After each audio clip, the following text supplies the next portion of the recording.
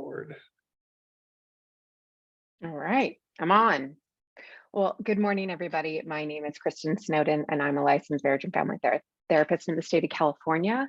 And as Scott said, this is a webinar that just tries to cover all topics that come up in my private practice as I deal with very severe couples issues, addiction, infidelity, uncovering just run-of-the-mill common problems that I see in all humans, all relationships, struggles with setting boundaries, holding boundaries, wondering, is this my trauma showing up or is this my real instincts and intuition?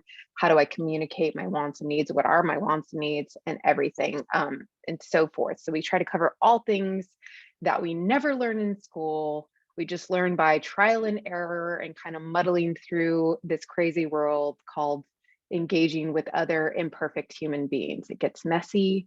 We sometimes need to raise our hand, wave the white flag, ask for help, and that's what one of these free offerings is for. So today's topic is around grief, loss, and the big question, can I ever forgive a betrayal? Can I ever forgive someone hurting me so much? This topic came up because I regularly run workshops. I'm a Brene Brown certified Daring Way facilitator, and I was running groups on Brene Brown's Rising Strong content. And so we talk about how when we're rising strong from a really big face down fall, something really painful, hurtful, embarrassing, shameful, we have to rumble with various topics, topics around criticism, shame, our trauma, living big, as she says. But one topic that really stuck with my workshop group is the topic around rumbling with grief, loss, and forgiveness. Now, as you can imagine, most of my participants are female betrayed partners of sex addicts, porn addicts, or severe infidelity. And these are really, really messy topics that they get really, really stuck on, as you can imagine. So I wanted to devote a webinar on kind of talking about this further, helping you begin the conversation, develop a language for all these really messy, painful emotions that we might be going through when we're walking through grief, loss, and this idea of what forgiveness is. How do I forgive? How do I forgive myself? What do I need to forgive regarding myself? How do I need to forgive another person when they've hurt me so much, when there's been such deep betrayal, and how to move through those emotions? So one of the great quotes that Brene Brown uses in this section is from Archbishop Desmond Tutu, and I'm going to start with that. He writes on grief and forgiveness, "To forgive is not just to be altruistic. It is the best form of self-interest. It is also a process that does not exclude hatred and anger. These emotions are all a part of being human. You should never hate yourself for hating others who have done horrible things. The depth of your love is shown by the extent of your anger and your hurt. However, when I talk of forgiveness, I mean the belief that you can come out the other side as a better person than the one being consumed by that anger and hatred and hurt. Remaining in that state locks you in a state of victimhood, making you almost dependent on that perpetrator. If you can find it in yourself to forgive, then you are no longer chained to that perpetrator. You can move on, and you can even help the perpetrator to become a better person too." So I'm fast forwarding to the end, but I want you to never hear that when I'm talking about subjects of grief, loss, and forgiveness, the answer is never let go, forget, get over it, because that's just not possible. Your anger, your hurt, your pain is validated.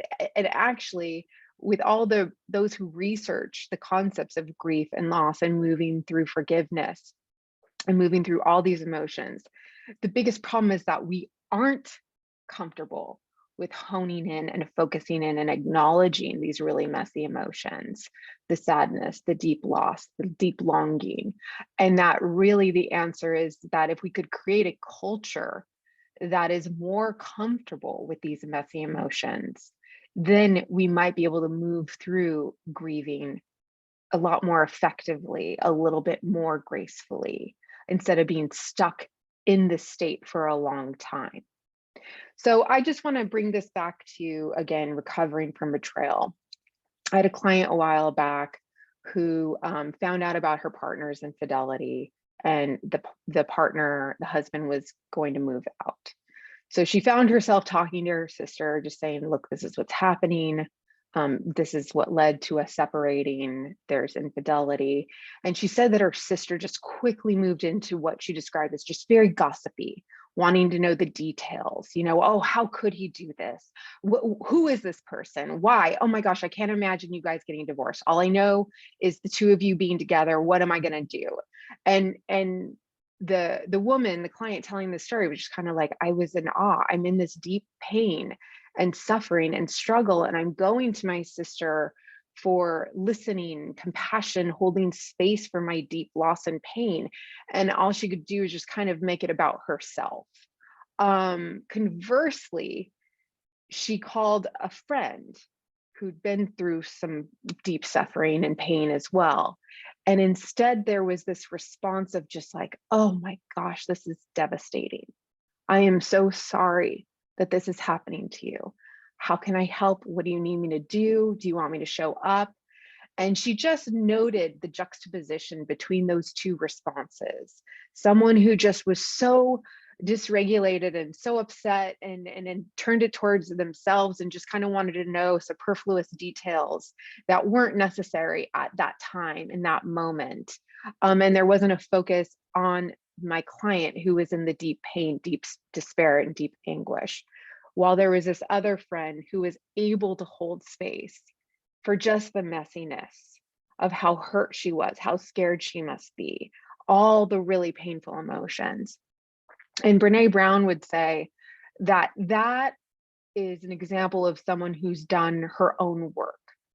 We cannot hold space for someone else's grief, loss, and pain if we are not also comfortable with doing our own work, facing our own demons, and sitting in the discomfort, the dysregulation, the pain of just like, this is a horrible thing that's happening to my friend, and I can't do a darn thing to fix it.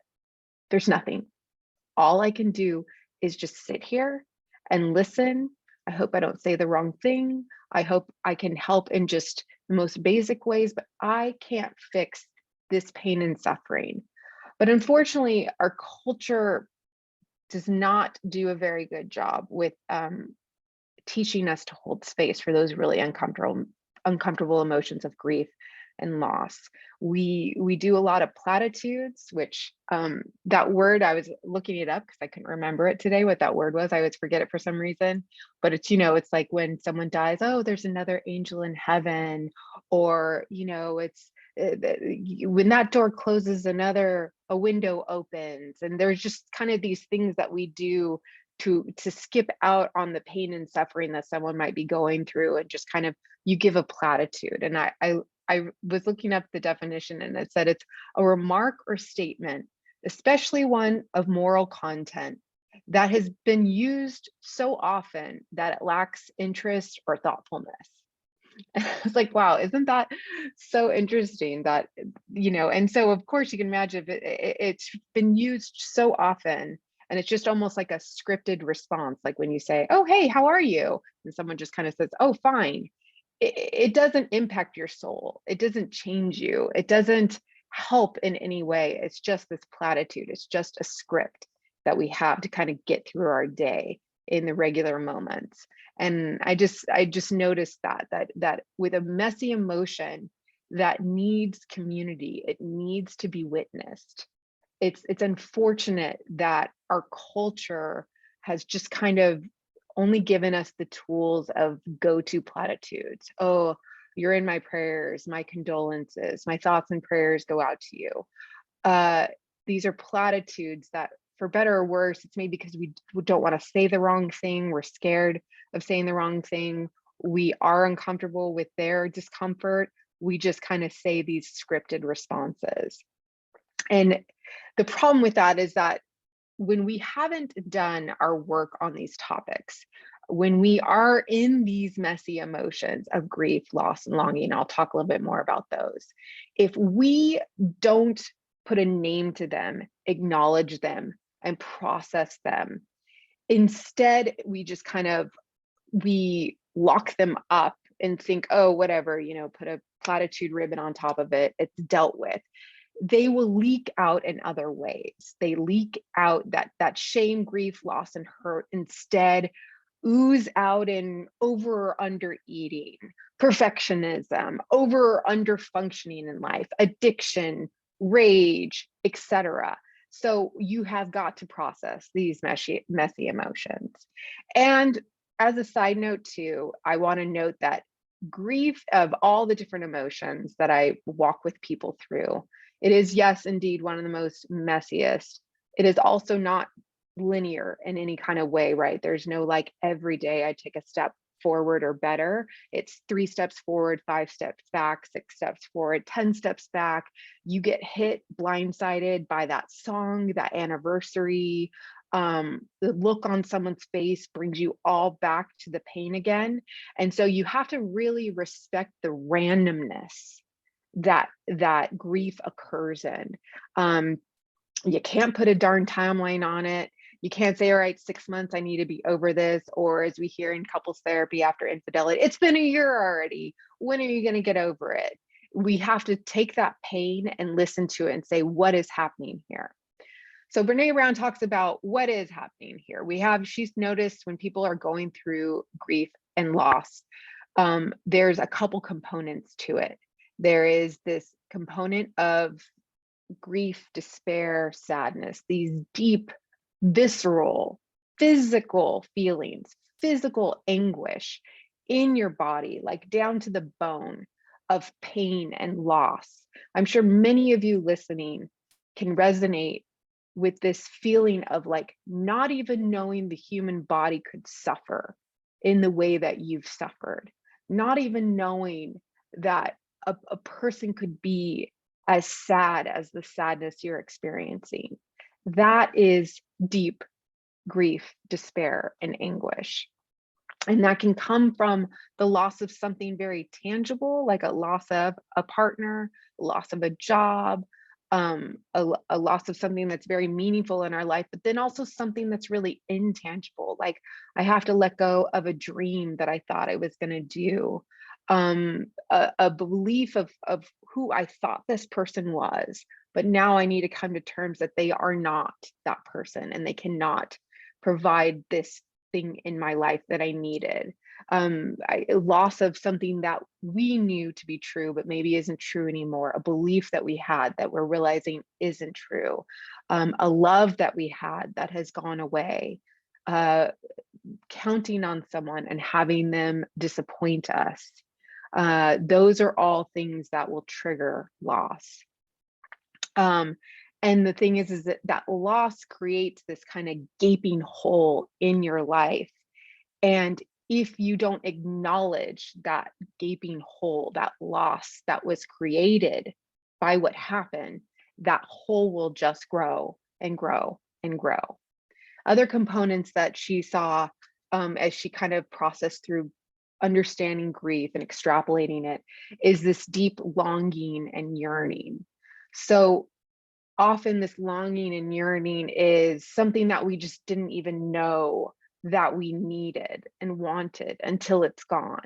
And then we just want it so much from the depths of our soul for it to have never have happened, for me to never have known what sadness feels like, for me to never know what kind of suffering I'm capable of feeling, for me to not know that I'm capable of hurting someone so much and harming them and disrupting their life so much, that deep longing and yearning.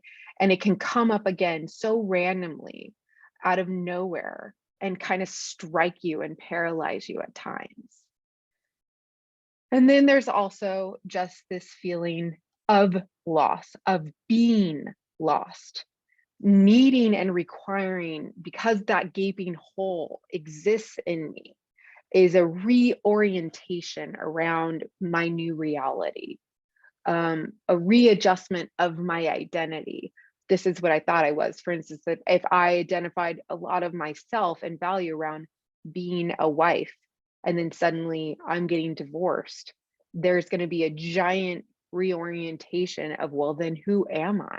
When I get up and I used to orient my mind towards my partner, the schedule, my kids, what's going on in this way of life is completely crumbled and disintegrated and now has to be reframed to something different. It's a readjustment of our new identity, a rebuilding, a restructuring around that, around values and worth and what I want in life and how do I get there, and just things that our brain has never had to reach beyond its current limitations to get to. That is the grief and loss and yearning process. So they find that when you're trying to move through grief and loss, the important parts are A, having witnesses, but B, moving through that new orientation, finding meaning, and maybe not the bad thing that happened, but the gratitude of little pieces that have come as a part of this journey.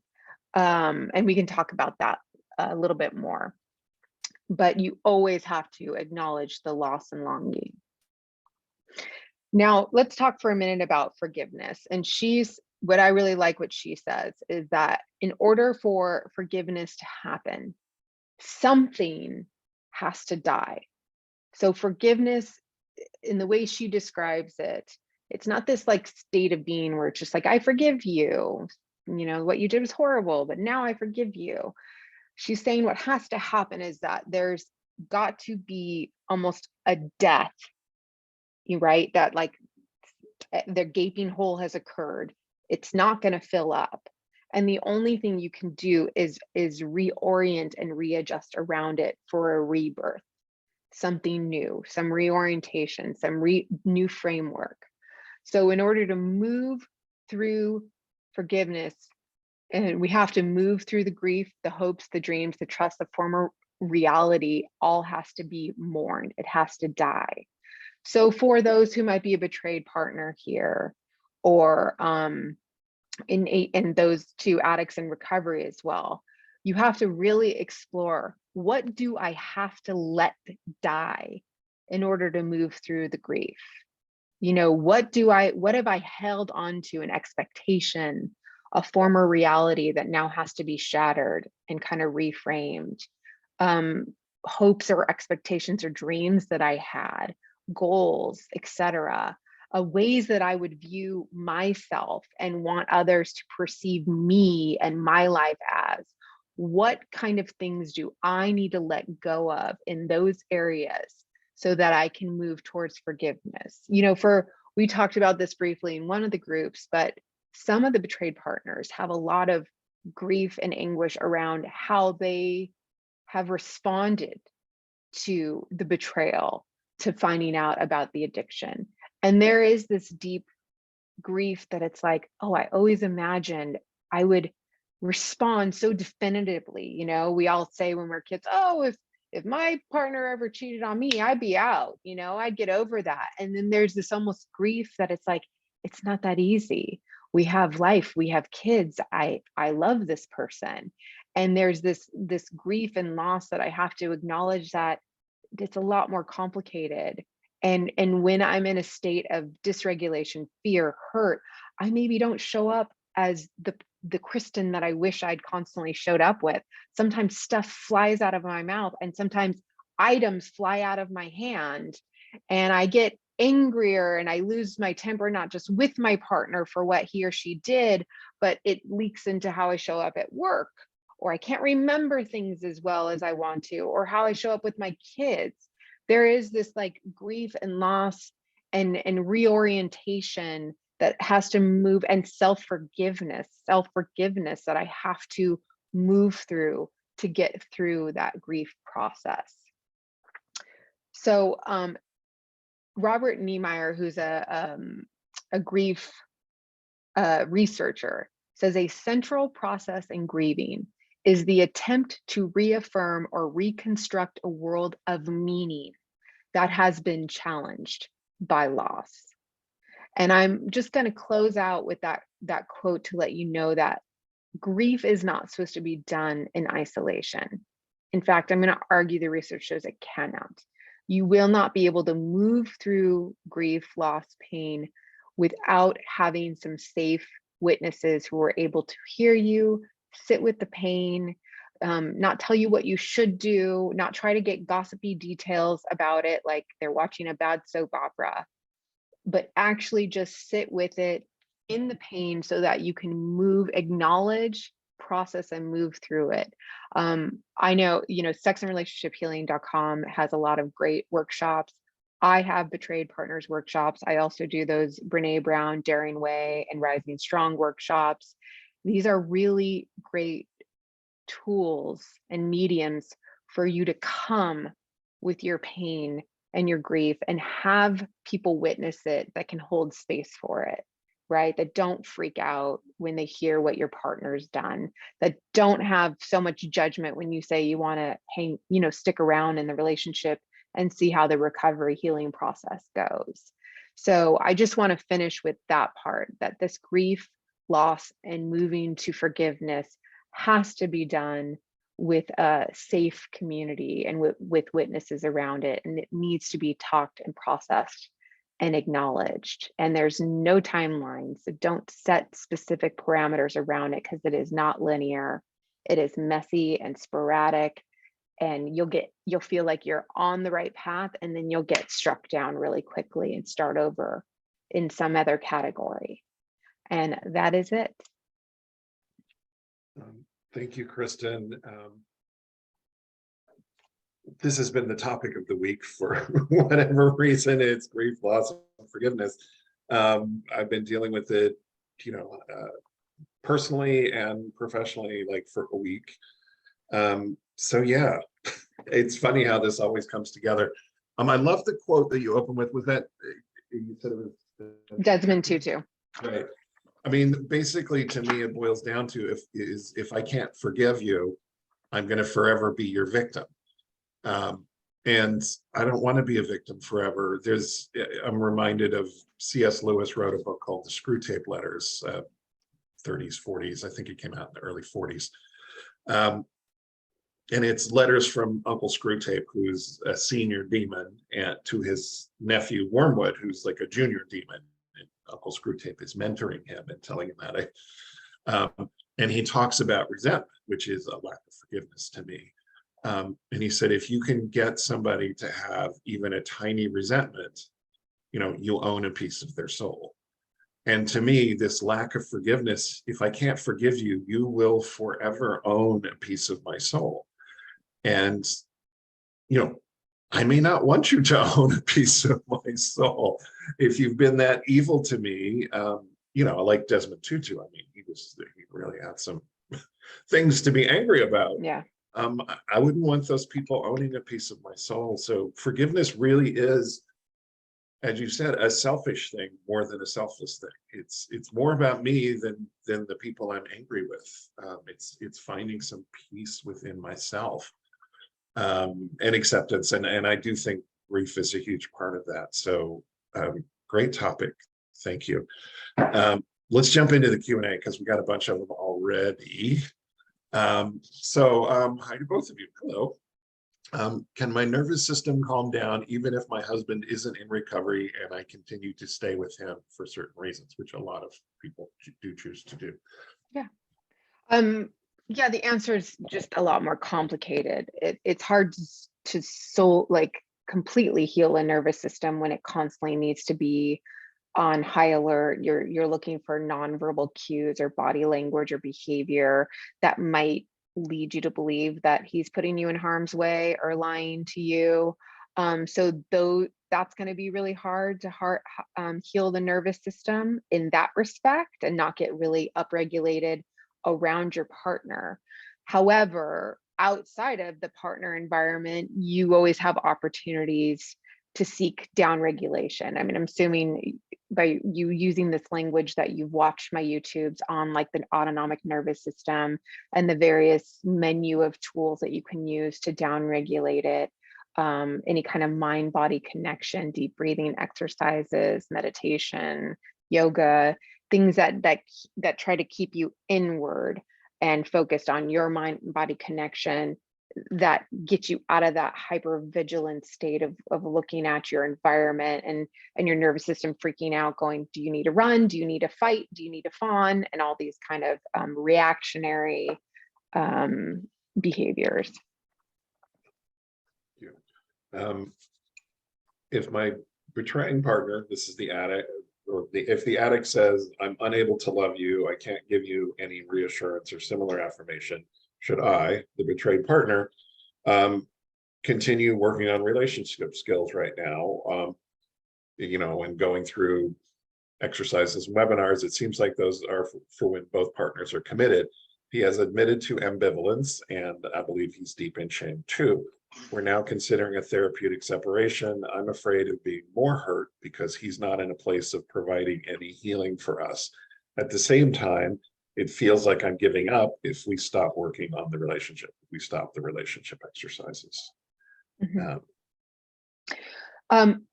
What's coming up for me is when you are seeking out help from groups or engaging in these relationship exercises, you're learning life skills and you're developing a language that's going to help you no matter what happens in the relationship.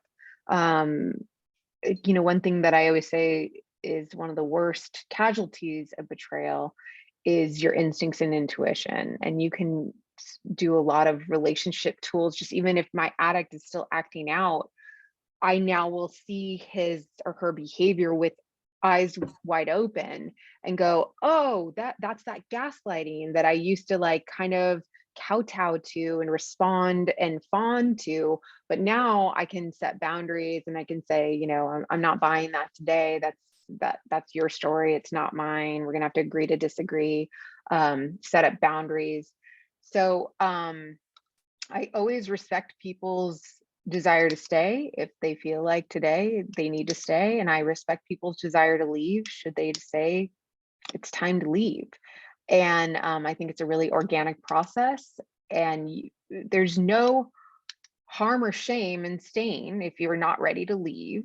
You said, I'm afraid of being more hurt, and that's so much about what we're talking about here with this grief and loss. Of course you're going to be hurt. You're going to be deeply hurt. There's a lot of fear about moving towards separation because it's a world you've never done, and you have to deal with a reorientation and refiguring out who you are and what life would look like. And that's exactly this grieving, loss, longing process that is required. That I understand why you're afraid. It's deeply uncomfortable, possibly the most uncomfortable thing you'll ever do. But it might be necessary eventually. Yeah, and I just want to add, this is not a hopeless situation. Most addicts come into recovery, or at least after D-Day, whether they're going into recovery or not, they've spent a very, very long time not feeling their feelings. And I'm speaking as an addict. I spent 25 years not feeling anything. I used my addiction to numb out perpetually any kind of emotional discomfort. I self-medicated with alcohol or drugs or sex or porn. So when it all crashed down around me, and I was certainly not ready to give it up because it was my coping mechanism, it was the solution, not the problem, don't you know? A lot of addicts come into recovery with that. This isn't the problem. This is my solution to my problems, even though it's causing all my problems. But we forget that part. It's very convenient. I couldn't identify my own feelings or give myself any compassion. How could I feel your feelings with you how could I display empathy? I can't even figure out what I'm feeling. How can I figure out what you're feeling and I actually care about it? I'm not ready yet. So for your betraying partner to say, I can't give you what you need right now is actually a bit of honesty. That gives me hope. At least he's not pretending anymore. He's saying, I'm not capable right now. Maybe he will get there. Maybe he won't. But I totally agree with Kristin. The work that you're doing is for you. Any work that he does is for him. And the work that you do is for you. Normally we recommend, and I suspect Kristin does the same, is you get your therapy and support, he gets his therapy and support, and when you're both a little bit grounded, then we come together and spend time working on the couple. But he's not ready to work on the couple right now. He may not even be ready to work on himself right now. And he's got to do some work on himself before he's ever going to be able to be honest or to empathize with you. But it doesn't mean he can't do it. It doesn't mean he can't come around or won't at some point. Kristin, I'm sure you've seen, addicts who you think are never going to get it, and then suddenly something clicks. And it's like, whoa, who is this prod person? But then there are also guys who never come around, sadly. So yeah. I don't know. So I don't know. And sometimes when there is that kind of insanity cycle going on, like, relapse, I can't help you, you're not ready to leave. Sometimes we step out and go, is there a way we can change the system? Is there something that can be done that can kind of just put a little drop of dye in that giant pitcher of water and see if it can just change what's going on a little bit? And so sometimes a therapeutic separation or, something else can at least just alter the system that you feel like you're not doing the definition of insanity over and over again. Yeah. And I've seen situations where the therapeutic separation finally flipped the switch. It's like, oh, you're not here taking care of me, both emotionally and physically. Suddenly I have to go live in some, fly-by-night hotel. And I realize how much I miss you. Sometimes that will click for a guy and sometimes it doesn't. But yeah, I'm all for shaking it up a little bit. If nothing changes, nothing changes, okay, next one. Wife of a sex addict. D-Day was 11 years ago. I've stayed with my husband throughout our marriage for a lot of reasons, the usual kind of reasons, kids, etc. Fast forward to now, I have been in recovery for over 2 years. I have boundaries. I'm on an APSATS couch. That's a specialist in partners of sex addicts. I go to a lot of meetings. I'm doing my work. My husband is not in recovery, but he is sober for a month and a half now. And he feels like I'm not being fair to him because for years I have done nothing while he was in active addiction. So he feels that now he is sober, I should be past this. How do I get past the shame of staying in the marriage? And how do I clarify to my husband that being sober is not enough? He is confused. Thank you. And sorry, this question is so long. I'm smiling and sort of giggling because it's like I mostly work with addicts. Kristin, I think, mostly works with betrayed partners. I mostly work directly with addicts, educating them. I'm not a therapist, but I do a lot of teaching. And, I'm like, guys, your husband or your wife, you've known about your acting out forever. You're kind of feeling relieved right now. Your wife just got hit by a truck. Give her a break. Yeah. I mean, the guys, they don't get it. And so anyway, Kristin, question to you. Yes, you're right. It's a common sentence like, okay, I came clean. Can we now just move forward? Right? Because we don't want to go to the past. The past has lots of really yucky emotions where I have to admit to things that I don't want to admit to. Scott said earlier, I've been really the addict, meaning being very invested in not feeling my emotions, being in my body, reviewing the past 20 years of choices that I've made in my life, because that's blah. Then I have to grieve and move through all that stuff, that I'm not the person I thought I would be, that I'm capable of doing all these horrible things. Grieve also that I'm capable of hurting you and watching you be in pain around it.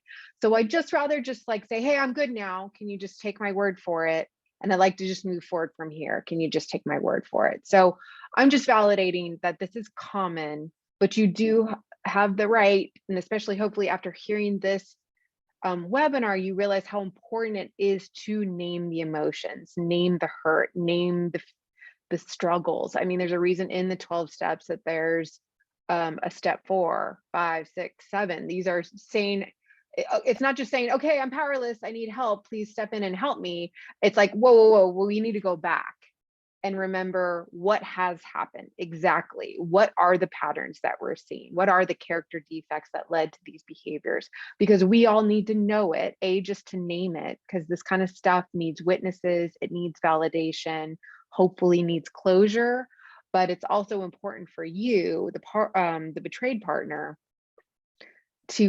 it makes you feel safer. Actually, when their defenses are so low and their shame has been dealt with and worked through, that is a new person in recovery that can be like, yeah, I can own what I've done. I can own that it was terrible and I'm horrible. And yeah, and I can sit with you. What do you need me to do to help you feel safe right now? That is an example of someone who's done enough work that they can do messy feelings. And a person who does messy feelings and sits with messy feelings and makes good coping choices around them tends to not relapse. And that makes that betrayed partner feel safer. So I don't know if that helps.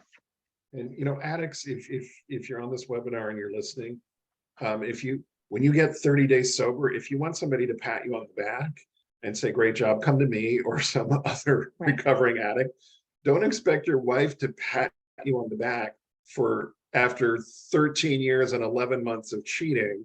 Suddenly you're doing what you promised to do when you got married, which is stay faithful. You've done it for 30 days. She's not ready to pat you on the back for that, guys. I'm sorry, you're just behaving the way you promised to behave and didn't do for 13 years. Yeah, it's just, the addicts are just, yeah. And I love the addicts. I am one. So yeah. I love the addicts too. But yeah, I mean, we just don't get it sometimes. I have no grief about my very aggressive trauma responses to his lies and discoveries. I assume the addict's lies. I am only able to empathize with him, I assume the addict, because I have empathy for me. Being human is knowing, as you say, that it's messy and imperfect. However, how do I know when I have reached my limit and my bandwidth is too thin? Interesting question. Yeah, first of all, I've never can guess when someone is done. My biggest job as a therapist, walking through either addiction recovery or couples in crisis deciding to stay together or not, or betrayed partners deciding to stay or not, I've learned to just hold space, because I have grown a level of confidence in knowing that there's just something that happens inside them that just seems to kind of click, and they just go, I'm done now. I don't want to be here anymore. Tammy and I have said this a couple times in our webinar, that the opposite of love is not hate. The opposite of love is just apathy. And so I hear a lot of like, I want you to get recovery. Our kids need you. But I don't really care anymore whether or not you go to those meetings. I have no desire to check your phone anymore. I just, let's co-parent, let's get along as best as we can. But I just, I don't care anymore. I don't care that you're going to therapy. I don't care, like, because there's just this like release of, again, to speak of Brene Brown, and I think this has to do with grief and loss also, is she talks about this thing called generosity, which betrayed partners and many people have an issue with, which is the fact that if I really believed this person was doing the best they can today, like they didn't wake up to make my life hell, this is them in their limited capacity, in their emotional stuntedness, this is the best that they can offer me today, How do I need to restructure and reboundary my life, knowing and acknowledging these limitations, these strengths and weaknesses? And it's this idea that I've come to terms with your limitations, or I've come to terms that this is my bandwidth. As you said, I've reached my limit and my bandwidth. How would I know? And it's just, there's this lack of there's this lack of desire to manipulate the situation because you're invested in a very specific outcome happening. There's less of that longing and yearning that we talked about in this grief and loss process. So this less like, why won't you just get it? Why won't you just get it? And there's kind of more of this like, this is just not, he's not able to do this. So there's signs like that. I don't know if you want to add anything to that, Scott. I mean, I mean, again, I usually work with the guys and I tell them this. I'm like, I say, when your partner stops yelling, it's over. You know, she or he has given up and the relationship part of your relationship is over. That's when you know you're in trouble. It's over. If she's still yelling at you, she wants to be with you. She still cares enough to yell at you. We don't yell at people we don't care about. We just say, okay, I'm done. And we move on. Yeah, so, I mean, as far as reaching your limit, yeah, I mean, it's just when you just say, okay, I'm done. Clearly you've hit your limit. Yeah. I mean, Or I've grieved, like that Desmond Tutu arguments, like anger is an extension of my passion and pain and feelings towards the situation. But if I've worked through it and I've kind of just come to terms and accepted that this is who you are and these are the limitations of this relationship, what do I have to yell about anymore? I can't change it. And there's a switch that happens. yeah. I'm going to skip ahead a couple questions here because I want to make sure we get this one answered. Please help me out. My husband and his therapist keep calling me out and chastising me for making him feel shame. I feel angry and resentful because I should not be held accountable for his shame. I do not feel safe, nor do I feel this is acceptable behavior. Can you please help me to explain this to our couples therapist? So it's my husband and his therapist keep calling me out and chastising me for making him feel shame, but she wants to explain it to the couples therapist. I assume I'm reading that correctly. Right. That's really tricky. I actually have a betrayed partner couple kind of like that, where she gets so frustrated of his inaction or kind of his slippery slope relapsey behaviors that she finds like he only responds to her almost emasculating him or just saying these really brutal, painful things. And it also makes her feel powerful again, like he's hurt her so deeply with the prostitutes and the lying and the double living behind her back that she's very like sharp with her words and can kind of really find his soft spots and get him with her words, that he's so disappointing and he's a pathetic person and he's dumb and has no intelligence and you feel really sorry for what a pathetic human he is, et cetera, et cetera. So again, I can acknowledge and understand the pain and hurt that you're in that would cause you to want to say those things to a person. But believe it or not only does the addict have a lot of shame, the betrayed partner has a lot of shame to be processing too. Deep feelings of rejection and hurt, and why don't you love me enough to clean this up and to fix this, and why can't you validate the pain that I'm going through and make me feel safe while I'm going through this stuff. And the question I always ask is, when you're saying this stuff, when you're kind of spewing this anger and hatred towards this person, is it filling the tank of like, I'm a good person and I'm being the best person that I can be today? It might make you feel powerful. I totally I think everyone hearing your story would validate why it's happening. But it might not be how you want to show up. That's a question mark. I'm not the boss of you. Maybe this is the way you want to show up.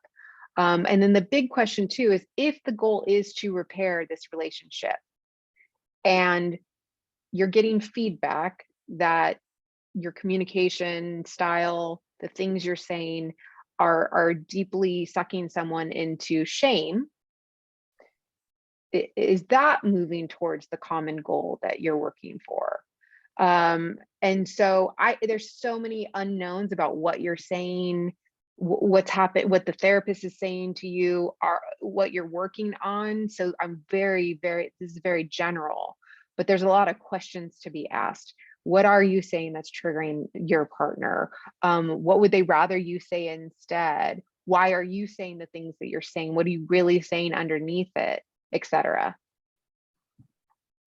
Okay. Thank you, Kristin. I wanted to make sure we got that one addressed as best we can. Yeah. Okay. Just through divorce after 45 years. Sorry to hear that. From a sex addict who acted out at all 3 levels, relapsed 15 times in 4 years, shows little remorse, lives in meism, not weism, etc., etc. Yeah, he's in therapy in 12-step. I'm doing all my work, lots of heavy lifting, but I am in such deep grief and loss for the person I thought I knew. He is not safe. I have nightmares of loss, fear, and what he did. How long will this howling grief and pain last? What work should I do to move through this and speak my truth? Before I turn this over to Kristin, I just want to say, Barbara Steffens and Marcia Means did a study of betrayed partners of male sex addicts, and they found that they suffer almost universally symptoms of post-traumatic stress disorder. And you just described symptoms of post-traumatic stress disorder. So I want you to know you're not alone, and I want to validate this. I want to validate what you're going through. Now I'm going to turn it over to Kristin. Yeah, I was going to say the same thing. I see trauma healing that's required in this and shame resiliency that is required in this, and then this grief and loss stuff, which the trauma healing, if you've watched any of my other videos on the autonomic nervous system or on betrayal trauma and ways to treat it, there's EMDR, IFS, somatic experiencing. So EMDR is eye movement desensitization and reprocessing. There's neurofeedback that has really great research around healing the brain so it doesn't have a full traumatic response. It's kind of that idea of like the soldier that, was in an environment where there's bombing and shells, and then they're back home and they're technically safe, but then they hear a plane fly over and they just instinctively go jump under a table, right? We're talking about that song on the radio, that driving down that street, that hearing your ex's voice doesn't really throw you into that trauma response. So that can help you with that pain and the trauma triggering. But then also, have you been able to share your story? Has your level of pain and despair and anguish and grief been written and witnessed and shared? And I'd encourage you to look up the various betrayed partners grief and loss groups. I have one coming up actually November 2nd, where we're going to be processing a lot of things, but we're going to save space for processing further the grief and loss. So I hope that answers. Sorry about that. Workers here. Did you just answer the one we were working on? I did. Okay. Next one. In my religion, we are taught to mourn the death of a husband for up to a month, and then we are allowed to remarry. I always felt my religion talks great emotional maturity and is a blueprint for mental health. I heard you saying, don't be a time limit. Don't be a time limit in the crowd. That might be from another session. But is there a time period when the length of time reflects our emotional maturity or immaturity? I think this is time length for grief. Yeah. So if you could think of grief as like when something significant happens and I lose something, a dream, a hope, a person in my life, an identity that I don't have anymore, it creates a hole in your body, and you reorient and you restructure and you rebuild around that hole, so it's not such a gaping wound, but it still exists, so, and it still will kind of hit you out of nowhere sometimes, and it doesn't mean you're not over it. It doesn't mean that you're going backward. It's just how grief and loss works. And I think I've said that, like, Glennon Doyle always says, my grief is just the receipt that shows that I loved, that this person, that this goal, or that this dream, that this reality that's no longer my reality, this identity that's no longer my identity, it meant something to me. And so things will trigger the memory, the loss, the longing, the yearning, and there's no linear fashion to it. Will it become less and less, or not so overwhelming? Probably. The more that you go through it, you get more used to that. But that's kind of like saying, if you lost a loved one, like, do you ever get over the loss? I'm going to say no. You come to terms with it. The loss, you kind of rebuild a whole other set of realities around it. You make meaning from it, but you don't ever like, oh, well, that's all done. Like, the song still reminds you of the loss. That anniversary still reminds you of the loss. And there's nothing wrong with that. That's just humanity. It went out. My dad died a year and 2-3 months ago. I woke up yesterday wanting desperately to call him, and not for any reason. I just wanted to chat with my dad. And, the grief came back and hit me again. I mean, and, Right. I'm very much in the acceptance stage of grief with his death, Right. and have been for a long time, but I still just, and I cried because I couldn't call him. It was tough. So there is And that's no not a time sign frame. of immaturity. That's not a sign of you're not over it. It's not a sign that you can't move on. Right. During my Brene Brown training, I'll never forget, there was this woman who was married and her husband died of like a heart attack. And in this grief and loss section that we were going over, she was saying, I just always have to come. She's had since remarried, had a great life, loved her second husband, but her grief and reorientation and thing that, like, her brain had to break into two, is I love two men. Like, I will always love my first husband. I will always grieve what he left and that he doesn't get to see our kids grow up and stuff like that. That has no bearing on the fact that I love my second husband. And our brain does not like this and this. It likes this or this. You're a bad guy or you're a good guy. I'm going this way or I'm going that way. So you never get this hit of like, oh yeah, I'm on fire with these really gray statements, this and this. But your brain has to like break into two. And I think that's why grief is such a messy process. That's what's happening. Yeah, definitely. Okay, my husband has been in AA for decades without any relapses. Now he attends SLAA meetings. I feel like he knows what to say and what to do because he's basically grown up in 12 steps programs, but he has horrendously betrayed me for decades. Now he seems to be doing what he is supposed to, but doesn't seem to be really emotionally connected to the work. I never see any real guilt or true remorse. I feel like the previous 12-step work has given him a way to keep the issues at arm's length. Thoughts? It's an interesting question. Right. No, that's really well said, and something I think Scott can definitely talk on too. But we cannot self-help book our way through life, right? Like, especially therapists. We can talk a good talk because I can put the charts and, oh, I need to use my communication skills. And, oh, these are my traumas that are being triggered right Let's now. de-escalate. And right, let's de-escalate. I need to do my deep breathing exercises. But we're notoriously like the worst clients of all because we can talk a good talk and know logically in our head what's happening and what's going on and what I'm supposed to do, but my heart and soul aren't changed.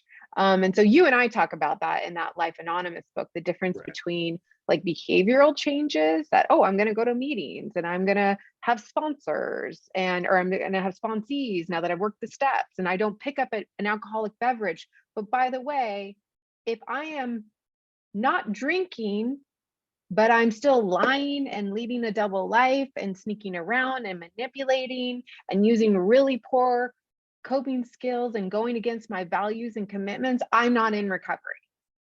I'm not in recovery. I'm not drinking, but that's about it. And so I understand your frustration with it's not the 12 steps problem. It's the fact that your partner is really good at checking off the bullet points, looking, talking the talk, using those isms, but not actually letting it sink into his or her soul that what they've done is not okay, that they're kind of full of shit. And I just love to hear what you have to say about that, because I'm sure you run into that all the time. You're totally right. I mean, we call these guys dry drunks. They show up, they talk the talk, they walk the walk, except they don't really walk the walk. They check the boxes, but they're still jerks. The only behavior that's changed is they're no longer drinking. And like in your husband's case, he stopped drinking, but he sure as didn't stop cheating. Or maybe he switched to cheating, which is another addiction. You can be sober in one addiction and very active in another. And it sounds like this is what happened. I'm an alcoholic, drug addict, sex addict, porn addict. I had to get sober from all of them before I was able to really make deep and meaningful changes. And it started with stopping all of the addictive behaviors. Then it was a change in thinking, which 12-step work is very good with. And then eventually it drops from the head to the heart. And I start feeling, real guilt and true remorse, and I start expressing empathy. But it was a couple of years of full sobriety from everything before I was really empathetic for other people. Because I was so shut down. Addiction is, I don't want to feel emotional discomfort. I don't want to feel emotions at all.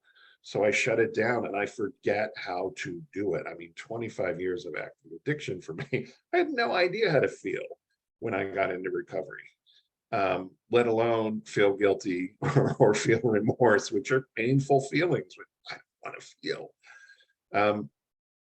So yeah, I mean, we see this all the time. And this is a relatively common pattern in sexual recovery programs. Is some people come in with decades of sobriety from substances, and they're like, man, I was sober from alcohol and drugs, but I wasn't sober. I mean, he probably knows he wasn't sober. He's well aware he wasn't sober.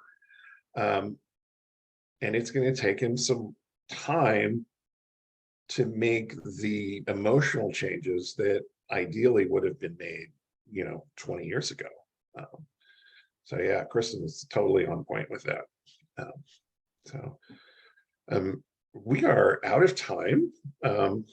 So sorry, we didn't get to all the questions, but we got to the vast majority.